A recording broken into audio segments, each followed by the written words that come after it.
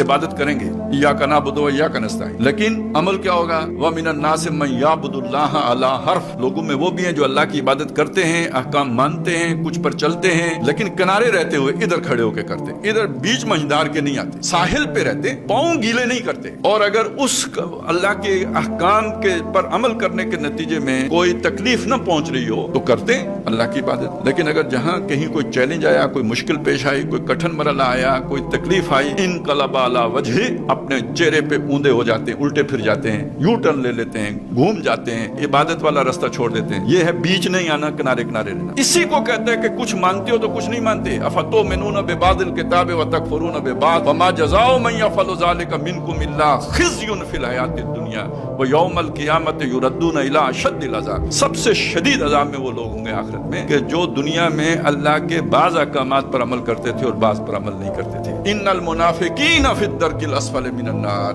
बेशक ये मुनाफिक होंगे जो आग के सबसे निचले गड्ढे में होंगे। तो सबसे सख्त अज़ाब किस पर होगा?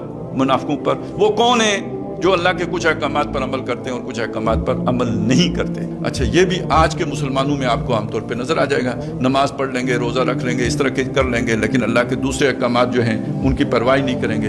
अब यहाँ से आगे मसला ये शुरू होगा, उन अहकाम का उन्हें शऊर है या वो गैर इरादी तौर पर बेजाने बूझे उनको अल्लाह के अहकाम न समझने की वजह से वो उन पर अमल नहीं कर रहे। तो फिर आखिरत का हिसाब इस पर हो जाएगा कि जिन्होंने उन्हें बताना था उन्होंने बताया, फिर उनसे पूछा जाएगा कि जिनसे वो सब दीन लेते थे उन्होंने उन्हें वो अहकाम सिखाए या नहीं सिखाए। अब फर्ज करें हमारे साथ एक बंदा शामिल होता है और आखिरत में जाके कहते हैं अल्लाह मुझे तो पता ही नहीं था कि सूद हराम है। तो फिर अब शुब्बानुल मुस्लिमीन की क़यादत से पूछा जाएगा कि ये भाई ये आपके साथ चलते फिरते थे तो आपसे इतना भी नहीं हुआ, ये मेरे बंदे थे ना, कोई तुम्हारे गुलाम तो नहीं थे, तो मेरे अहकाम भी अगर तुमने इनको नहीं सिखाए तो बस निरे चंदे ही लेने थे इनसे। और दूसरा मसला क्या है? उसे पता है, पता होने के बावजूद ये काम जो है ना कुछ पर चल रहा है और कुछ पर नहीं चल रहा है। अब मामला क्या बनेगा कि ये खुद हरामखोर है और ये अपने मजे नहीं छोड़ना चाहता, ये मुश्किल यानी पाँव गीले नहीं करता, आसान दीन पर चलता है और मुश्किल दीन छोड़ता है।